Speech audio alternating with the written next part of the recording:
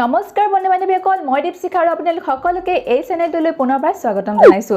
আজি মই আপোনালোকৰ ওচৰলৈ লৈ আহিছো কলৰ ফেচিয়েল। কল আমাৰ স্কিনৰ কাৰণে কিমান ভাল হয় সেইটো নকলে হয়তো সকলোৱে বুজি পায় আৰু মই আগতেও আপোনালোকৰ লগত কলৰ বিভিন্ন ধৰণৰ ৰেমেডি শেয়াৰ কৰি আহি আছো। সো বন্ধু-বান্ধৱীসকল কেতিয়াবা আপোনালোকে চাবচোন আমাৰ স্কিনৰ পৰা উজ্জ্বলতাটো নাইকিয়া হৈ যায়, আমাৰ স্কিনখন নিৰস হৈ পৰে, আমাৰ স্কিনৰ সতেজতাটো নাইকিয়া হৈ পৰে, তেতিয়া আমি কৰিব পাৰো কলৰ ফেচিয়েল। কলৰ ফেচিয়েল কৰিলে আমাৰ স্কিনলৈ সতেজতা ভাৱটো ঘূৰি আহিব, আমাৰ নিৰস স্কিনখন ময়শ্চাৰাইজ হৈ পৰিব, আমাৰ নিৰস স্কিনখন উজ্জ্বল হৈ পৰিব, আমাৰ স্কিনলৈ উজ্জ্বলতাটো ঘূৰি আহিব, লগতে আমি বিভিন্ন ধৰণৰ বেনিফিট পাব পাৰিম। আৰু আজি মই আপোনালোকৰ আগত মাত্ৰ 3টা ষ্টেপত কলৰ এই ফেচিয়েলটো কৰি দেখাম, সেয়েহে সকলোৱে খুব কম সময়তে এই ফেচিয়েলটো কৰিব পাৰিব। তেনেহলে কোনো ধৰণৰ পলম নকৰি এই ফেচিয়েলটো কেনেদৰে কৰিব লাগে চাই ল'ব লওক।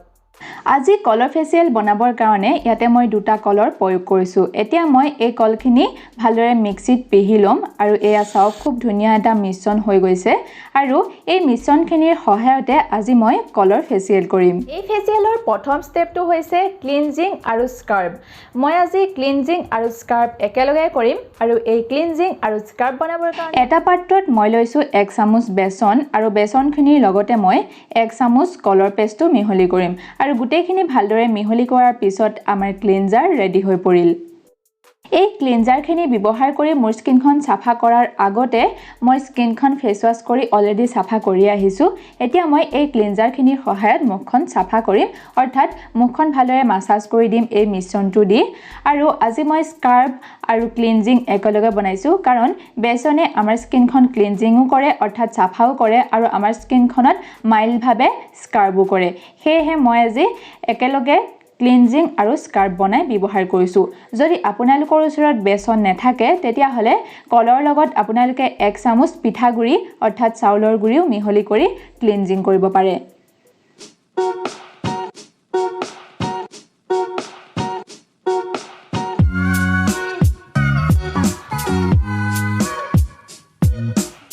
মই প্ৰায় 1 মিনিট সময় এই ক্লিনজাৰখিনিৰ সহায়ত মুখখন মাসাজ কৰাৰ পিছত মই মুখখন ঠাণ্ডা পানীৰে ধুই আহিম আৰু এয়া চাওক মই ঠাণ্ডা পানীৰে স্কিনখন ধুই আহিলো আৰু প্ৰথম ষ্টেপটো কৰাৰ পিছতে মোৰ স্কিনখন অকনমান চাফা লাগিছে আৰু এতিয়া মই কৰিম 2 নম্বৰ ষ্টেপটো। এই ফেচিয়েলৰ 2 নম্বৰ ষ্টেপটো হৈছে ফেচ মাসাজ।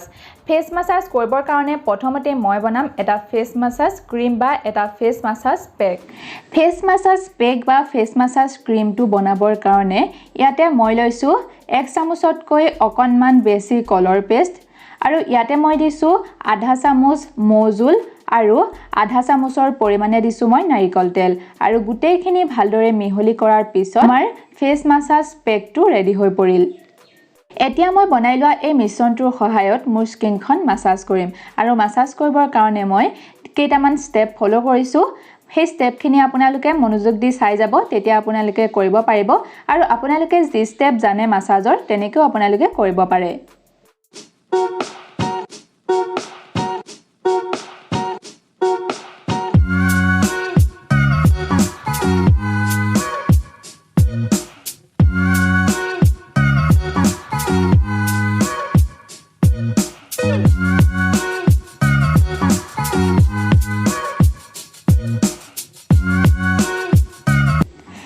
আচলতে আমাৰ স্কিনত মাসাজ কৰিলে আমাৰ স্কিনৰ তেজৰ সঞ্চালনটো বৃদ্ধি হয়, ফলত আমাৰ স্কিনখনৰ উজ্জ্বলতাটো বৃদ্ধি পায়। ইয়াৰ উপৰিও আমাৰ স্কিনত যদি কেতিয়াবা বয়সৰ চাপ পৰে, আমাৰ স্কিনখন যদি ওলমি যায়, চেগি স্কিন হৈ যায়, তেতিয়া এই চেগি স্কিনখন বা এই যিবিলাক ফাইন লাইন ৰিংকলছ এইবিলাক দূৰ কৰিবৰ কাৰণেও মাসাজ খুবেই প্ৰয়োজনীয় হয়। সেয়েহে আমি এমাহত এবাৰ হ'লেও মাসাজ কৰিবই লাগে।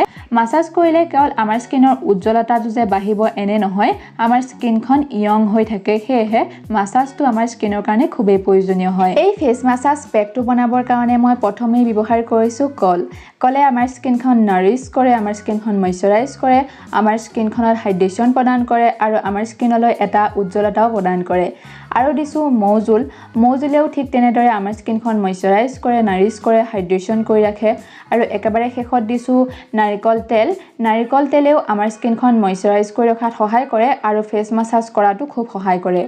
মোৰ মাসাজ কৰাও হৈ গ'ল যদি আপোনালোকে মাসাজৰ বিষয়ে এটা সবিশেষ ভিডিঅ' চাবলৈ বিচাৰে মই ইয়াৰ ওপৰত এটা ভিডিঅ' আসলতে বনাই থৈছো মই সেই ভিডিঅ'টো লিংকটো আই বটনত নাইবা ডেসক্ৰিপচন বক্সত দি দিম তাত গৈ আপোনালোকে এবাৰ নিশ্চয় চাব ভিডিঅ'টো শেষৰ আৰু থাৰ্ড ষ্টেপটো হৈছে ফেস পেক সো এতিয়া মই ফেস পেকটো বনাই লওঁ একেবাৰে শেষত ফেস পেকটো বনাবৰ কাৰণে আমাক লাগিব 1 চামুচৰ পৰিমাণে কলৰ পেষ্ট আৰু মই ইয়াতে 1 চামুচৰ পৰিমাণে লৈছো চন্দনৰ গুৰি যদি আপোনালোকৰ ওচৰত চন্দনৰ গুৰি নাথাকে তেতিয়া হলে আপোনালোকে ব্যৱহাৰ কৰিব পাৰে বেসন আৰু মই ইয়াতে মৌজুল ব্যৱহাৰ কৰা নাই কিন্তু যদি আপোনালোকৰ স্কিনখন একদম শুকান হয় তেতিয়া হলে আপোনালোকে 1 চামুচ বা আধা চামুচৰ পৰিমাণে ইয়াতে মৌজুল মিহলি কৰি লব আৰু চাওক এইখিনি মই ভালদৰে মিহলি কৰি ললো আমাৰ ফেস পেকটো ৰেডি হৈ পৰিল এতিয়া মই মোৰ স্কিনত এই ফেস পেকটো ভালদৰে লগাই লৈছো আৰু প্ৰায় 10 বা 15 মিনিট সময়ৰ কাৰণে এই ফেস পেকটো মোৰ স্কিনত এনেদৰে লগাই ৰাখিম তাৰ পিছত ঠাণ্ডা পানীৰে ধুই দিম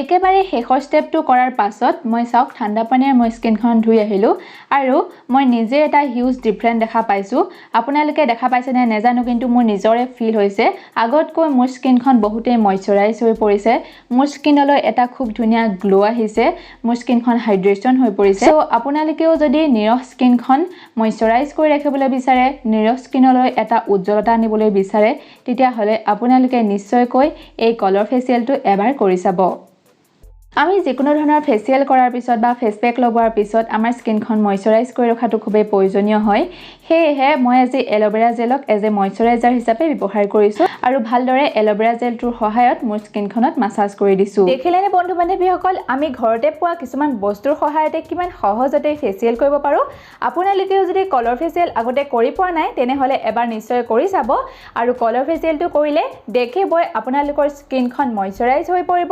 আপোনালোকৰ স্কিন লৈ সতেজ ভাৱটো ঘূৰি আহিব লগতে আপোনালোকৰ স্কিনখন উজ্জ্বল হৈ থাকিব তেনেহলে আপোনালোকেও ঘৰত এবাৰ এই কলৰ ফেচিয়েলটো কৰি চাব তেনেহলে বন্ধু বান্ধৱীসকল আজি ভিডিঅ'টোৰ পৰা ইমানতে বিদায় মাগিছো যদি আজি মোৰ এই ভিডিঅ'টো চাই আপোনালোকে ভাল পালে এটা লাইক নিশ্চয় কৰিব লগতে মোৰ চেনেলটো সাবস্ক্ৰাইব কৰি থব আৰু এই ভিডিঅ'টো আপোনালোকৰ বন্ধু আৰু বান্ধৱীসকলৰ লগত শ্বেয়াৰ কৰি তেওঁলোককো উপকৃত কৰিবলৈ নাপাহৰিব তেনেহলে আজিৰ এই ভিডিঅ'টো ইমানতে সামৰণি মাৰিছো মই পুনৰ আপোনালোকৰ লগত অতি সোনকালে লগ হ'ম তেতিয়ালৈ ধন্যবাদ